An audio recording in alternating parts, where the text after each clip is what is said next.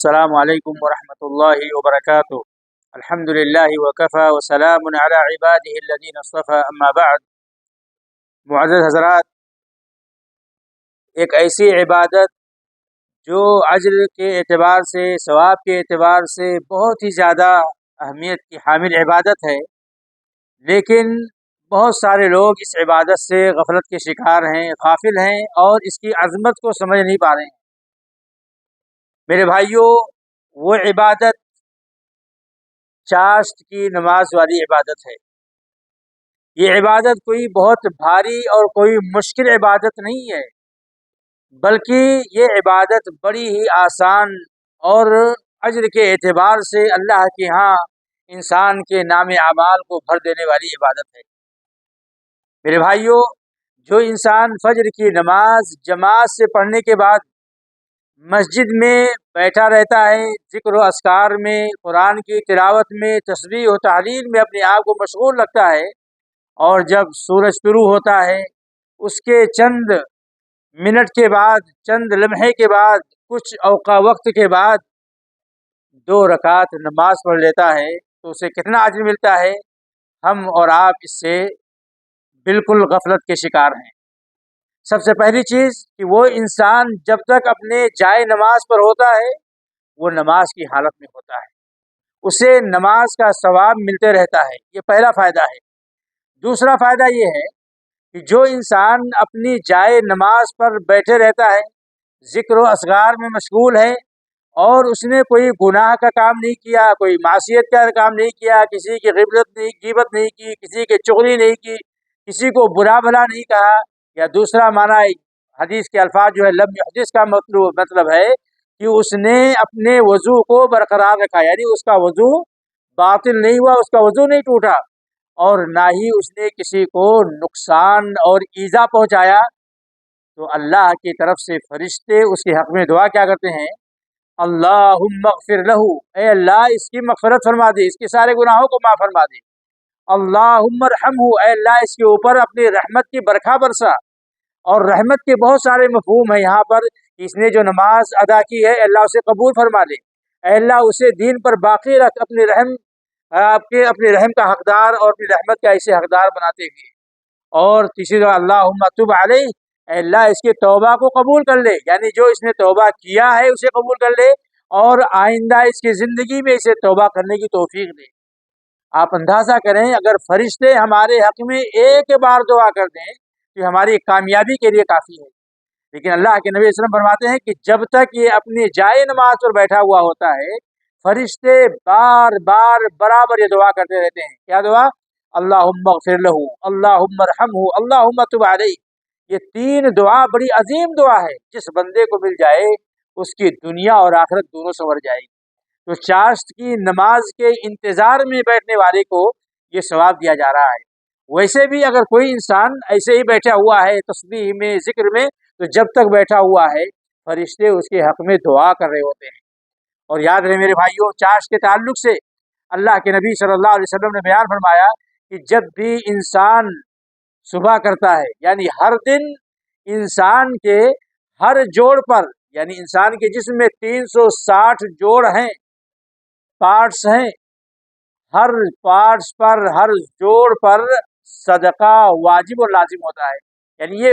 فرض کی طرح نہیں ہے، بلکہ جو اللہ تعالیٰ نے نعمتیں اور اللہ تعالیٰ نے احسانات ہمارے اوپر کیے ہیں اس کے مقابلے میں انسان کے اوپر بطور شکریہ یہ واجب ہوتا ہے کہ وہ اللہ کی نعمتوں کی قدر کرتے ہوئے صدقہ و خیرات کرے۔ تو اللہ کے نبی نے فرمایا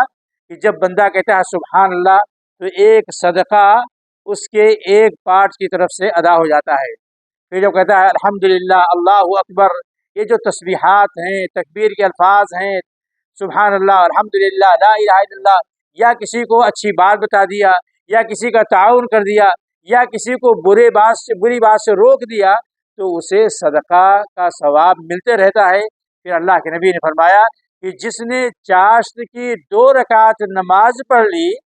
تو اللہ تعالیٰ اس کے 360 اعضاء پر جو صدقہ عائد ہوا تھا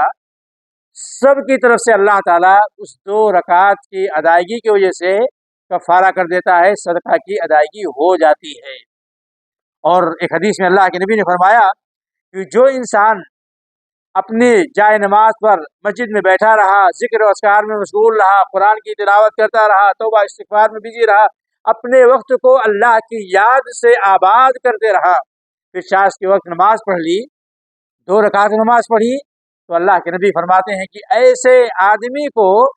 پورے حج اور عمرے کا مکمل ثواب ملتا ہے، پورے حج اور عمرے کا مکمل ثواب ملتا ہے۔ اب اندازہ کریں ہم دنیا کے کسی بھی کونے میں ہوں، اگر ہم اس عبادت کو انجام دے رہے ہیں تو روزانہ ہمیں اللہ تعالیٰ پورے حج عمرے کا اور حج کا ثواب نصیب کرتا ہے، لیکن اس کا معنی قطعی یہ نہیں ہے کہ جو ہمارے اوپر فرض اور واجب حج اور عمرہ ہے وہ ادا ہو جائے گا، وہ زندگی میں ایک بار صاحب استطاعت اور واجب ہے، لیکن اس کا اجر ملتا ہے انسان کو حج اور عمرے کا۔ اور ابو ہریرہ رضی اللہ تعالیٰ عنہ کہتے ہیں کہ میرے خلیل جناب محمد رسول اللہ صلی اللہ علیہ وسلم نے ہمیں 3 بات کی وصیت کی تھی کہ میں پوری زندگی سے نہ چھوڑوں۔ اسی میں سے کیا کہتے ہیں کہ پہلی بات یہ تھی کہ میں ہر مہینے 3 دن کا روزہ رکھوں، ہر مہینے 3 دن کا روزہ رکھوں۔ اس سے کیا فائدہ ملے گا کہ جو بندہ 3 دن کا روزہ رکھ رہا ہے اسے پورے مہینے کے روزہ رکھنے کا اجر و ثواب مل جائے گا، کیونکہ اللہ کے نزدیک الحسنۃ بعشر امثالها، اللہ کے ہاں نیکی کا فائدہ اور ثواب اجر 10 گنا دیا جاتا ہے، تو 3 دن کے بدلے میں 30 دن کا ثواب ملے گا۔ اس طریقے سے اگر بندہ ہر مہینے 3 دن روزے کا اہتمام کرتا ہے تو اسے اللہ کی بارگاہ میں پوری زندگی پورے سال اسے اجر و ثواب کا فائدہ اور اجر دیا جاتا رہے گا، اگر اس نے اپنا معمول اور اپنی عادت بنا لی۔ تو کہتے ہیں کہ میرے خلیل نے 3 دن ہر مہینے روزہ رکھنے کا اور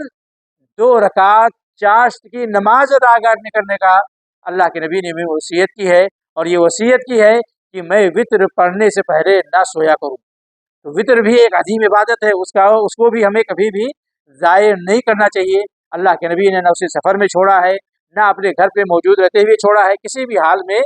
فجر کی 2 سنت کو اور وطر کی نماز کو اللہ کے نبی نے نہیں چھوڑا ہے۔ تو چاشت کی نماز ایک بڑی عظیم عبادت ہے جس سے آج بہت سارے مسلمان غافل ہیں۔ فرض نماز کے بعد، فجر کی نماز کے بعد مسجد میں تشریف رکھیں اور اس نماز کی ادائیگی کریں، اور اپنے نام اعمال کو اللہ کے بارگاہ میں اجر و ثواب سے بھر دیں، اور فرشتوں کے دعاؤں کے